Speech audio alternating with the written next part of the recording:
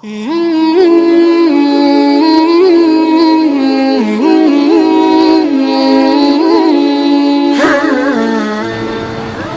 dan salam kita sampaikan kepada junjungan kita Nabi besar Muhammad SAW. Mudah-mudahan salawat yang kita sampaikan bisa menjadi inspirasi bagi kita untuk meneladani kemuliaan akhlak Rasulullah Muhammad SAW. Hadirin dan hadirat jamaah tarawih yang Allah Subhanahu wa taala. Di kesempatan ini kita akan sedikit membahas tentang jihad yang dihubungkan dengan puasa. Kalau kita dengar jihad, maka mungkin kita pernah mendengar bahwa jihad itu ada yang membaginya menjadi dua. Ada jihad besar, ada jihad kecil. Bahasa Arabnya itu jihad akbar dan jihad asghar. Barangkali pendapat ini muncul dari salah satu kalimat yang diduga atau dianggap berasal dari Rasulullah Muhammad SAW yang berbunyi raja'na min jihadil asghar ila jihadil akbar. Jadi konon pernah Rasulullah SAW bersabda seperti itu, kita kembali dari jihad kecil menuju jihad besar. Ceritanya di sepulang dari sebuah perang besar, Rasulullah berkata bahwa kita kembali dari jihad kecil. Perang itu adalah jihad kecil dan kita menuju kepada jihad besar, yaitu puasa pada bulan Ramadan. Tetapi hadis ini banyak diduga oleh para ulama sebagai hadis dhaif. Dhaif artinya hadis yang diduga kuat tidak berasal dari Nabi Muhammad SAW, mungkin berasal dari ulama-ulama. Tetapi karena sudah menyebar, maka terbagilah jihad itu menjadi jihad besar dan jihad kecil. Lalu ada juga pembagian jihad menjadi dua yang lain, yaitu jihad lahir dan jihad batin. Nah, pembagian jihad lahir dan jihad batin ini mirip tetapi tidak terlalu mirip dengan jihad besar dan jihad kecil. Istilah jihad batin dan jihad lahir ini diungkapkan oleh Syekh Abdul Qadir Jailani di dalam kitabnya yang bernama Al-Fathur Rabbani. Di dalam kitab itu beliau menyebutkan bahwa jihad itu ada dua macam, yaitu jihad lahir dan jihad batin. Nah, seperti apa jihad lahir itu? Di dalam kitab itu juga disebutkan bahwa contohnya jihad lahir adalah perang. Misalnya perang melawan kaum kafir. Beliau mencontohkan perang dengan melawan kaum kafir itu dengan berjuang dengan tombak, memakai panah, memakai pedang. Tentu contoh yang disampaikan oleh Abdul Qadir Jailani adalah contoh yang khas pada masanya. Karena saya kira tidak ada lagi orang yang berperang dengan pedang, tombak, panah, kecuali anak-anak tawuran. Itu biasanya pakai tombak atau panah. Tapi kalau perang tidak, sudah memakai granat atau bahkan peluru kendali jauh. Tapi yang pasti Syekh Abdul Qadir Jailani mencoba menjelaskan apa itu jihad lahir. Kemudian apa itu jihad batin? Abdul Qadir Jailani dalam kitabnya itu juga menjelaskan bahwa yang disebut jihad batin itu contohnya adalah jihad melawan hawa nafsu. Itu jihad batin atau jihad meninggalkan kebiasaan buruk yang sudah lama kita nikmati. Itu juga adalah jihad batin. Kemudian bertaubat dari segala maksiat dan dosa-dosa, itu juga adalah contoh jihad batin. Lalu di dalam kitab itu beliau bertanya sendiri, lalu mana yang lebih berat antara jihad batin dan jihad lahir? Nah, pertanyaan itu ditanyakan oleh beliau, dijawab sendiri juga oleh beliau. Kata beliau, jihad yang berat adalah jihad batin. Lebih berat jihad batin daripada jihad lahir. Nah, karena beliau seorang ilmuwan, maka sebuah argumen, sebuah pernyataan, beliau harus sampaikan alasannya kenapa lebih berat jihad batin daripada jihad lahir. Beliau berkata bahwa jihad batin lebih berat karena pertama, ada dua alasan. Pertama adalah jihad batin itu berlangsung terus menerus. berbeda dengan jihad lahir. Kalau jihad lahir contohnya perang tadi, maka perang itu tidak terus menerus. Ada satu waktu perang, ada satu waktu tidak perang. Kalau contoh pada zaman Rasulullah Muhammad SAW, yang berperang itu sesungguhnya bukan prajurit, mereka petani Makkah di Madinah, maaf, itu kan ada banyak masyarakat petani. Nah, kalau lagi tidak perang, mereka bertani. Tapi ada serangan musuh dari luar, mereka jadi tentara. Habis perang, mereka lagi jadi petani. Itu maksudnya perang lahir atau jihad lahir tidak terus menerus. Sedangkan jihad batin menurut Syekh Abdul Qadir Jailani itu berlangsung terus menerus. Setiap detik dalam kehidupan kita selalu berjihad batin.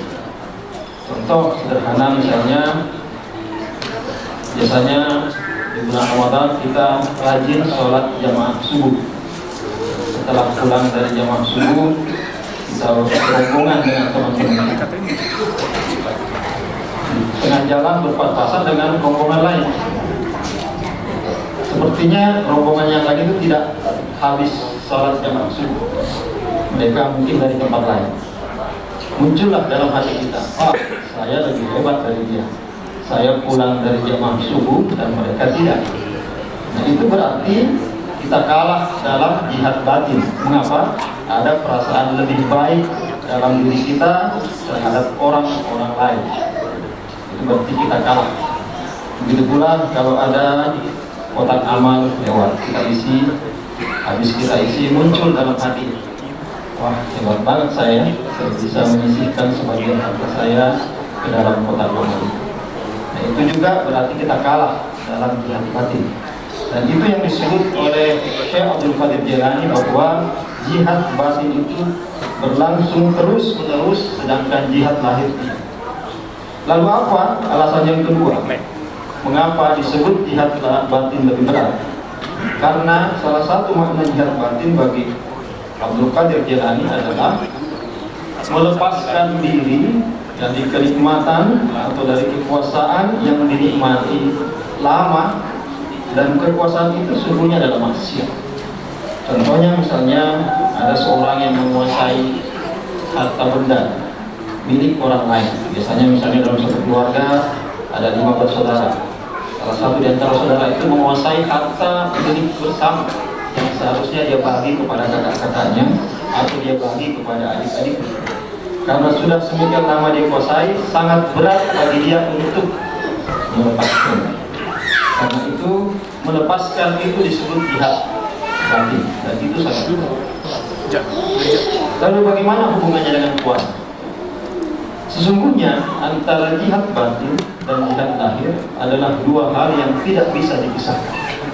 Mengapa tidak bisa dipisahkan? Karena di dalam sebuah jihad lahir ada jihad batin, dan di dalam sebuah jihad batin ada jihad lahir.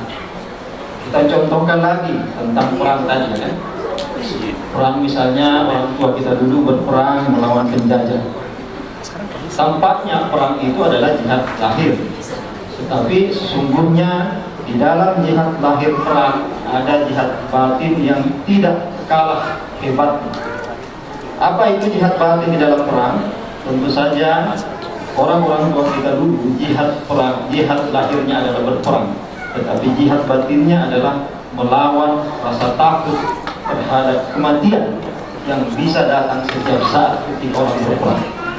Itu tentu adalah jihad batin. Melawan rasa takut terhadap desingan peluru berseliweran ketika orang berperang. Itu juga adalah jihad batin yang sangat dahsyat. Demikian pula di dalam jihad batin ada jihad lahir. Contoh kita berpuasa ini jihad batin atau jihad lahir? Katanya kan berpuasa itu melawan hawa nafsu, kan? Tampaknya ini adalah jihad batin. Tetapi serta-merta juga adalah jihad lahir. Mengapa? Kalau kita puasa kan kita lapar dan dahaga. Dan yang dahaga itu adalah lahir kita. Jadi melawan hawa nafsu adalah jihad batinnya, sedangkan lapar dan dahaga adalah jihad lahir. Dan keduanya tidak bisa dipisahkan. Misalnya saya sudah merasa menguasai hawa nafsu, karena itu saya tidak perlu lagi lapar dan dahaga di siang hari bulan Ramadan. Kenapa? Saya sudah menguasai hawa nafsu. Bukankah tujuan puasa adalah mengendalikan hawa nafsu? Nah, tidak bisa seperti itu. Begitu pula tidak bisa sebaliknya. Saya sudah lapar dan dahaga dan saya tidak perlu menguasai hawa nafsu. Nah, itulah yang dimaksud di dalam salah satu hadis Rasulullah Muhammad SAW yang berbunyi rubba sha'imin laisa lahu min siyamihi illa al-ju' wal 'atsh. Jadi banyak orang berpuasa itu tidak mendapatkan apapun dari puasanya kecuali lapar dan dahaga. Maksudnya tidak dia dapatkan kecuali jihad lahirnya saja, karena jihad batinnya dia kan. Terakhir saya ingin menyampaikan bahwa kita harus berhati-hati dalam hal jihad batin dan jihad lahir ini. Sering di dalam kehidupan sehari-hari kita merasa sedang berjihad lahir yang dahsyat, padahal sebenarnya kita gagal dalam jihad batin. Kita sering mendengar atau kita sering mengalami tentunya di grup-grup WA, ya. Kita seperti memperjuangkan kebenaran lahir, berdebat di dalam grup WA. Tapi kita perlu merenungkan apakah sesungguhnya kita sedang memperjuangkan kebenaran lewat jihad lahir, atau sesungguhnya kita kalah dalam jihad batin. Yang saya maksud dengan kalah dalam jihad batin adalah jangan-jangan yang kita perjuangkan, yang kita perdebatkan itu bukan kebenaran, bukan agama Allah, tetapi ego kita sendiri, kebenaran versi kita sendiri, nafsu kita sendiri. Yang kita bela adalah diri kita sendiri, kepentingan harta kita sendiri, golongan kita sendiri, bukan agama Allah Subhanahu wa ta'ala. Agama Allah kita hanya atas namakan, atas kepentingan perut kita sendiri. Karena itu bisa dinamakan kita mungkin jihadnya lahir, tetapi jihad batinnya kalah. Sering juga terjadi, nanti saya nanti kalau insya Allah kita diberi umur panjang bertemu dengan hari Lebaran, kita takbir. Mengapa kita takbir? Karena kita merayakan kekalahan hawa nafsu kita. Karena itu kita bertakbir. Kenapa kita bertakbir membesarkan Allah Subhanahu wa ta'ala? Karena dengan bertakbir kita ingin mengatakan bahwa Allah lah yang besar, sedangkan nafsu kita sudah mati. Kita perangi selama 30 hari di bulan Ramadan. Tapi perlu kita renungkan, benarkah ketika kita bertakbir itu yang besar adalah Allah, yang jangan-jangan yang besar adalah diri kita sendiri, ego kita sendiri, yang membuat kita gagal dalam jihad batin, walaupun tampaknya kita berhasil dalam jihad lahir. Mudah-mudahan Allah Subhanahu wa ta'ala memberi petunjuk kepada kita agar kita berhasil memperjuangkan jihad lahir maupun jihad batin, terutama di dalam bulan Ramadan ini.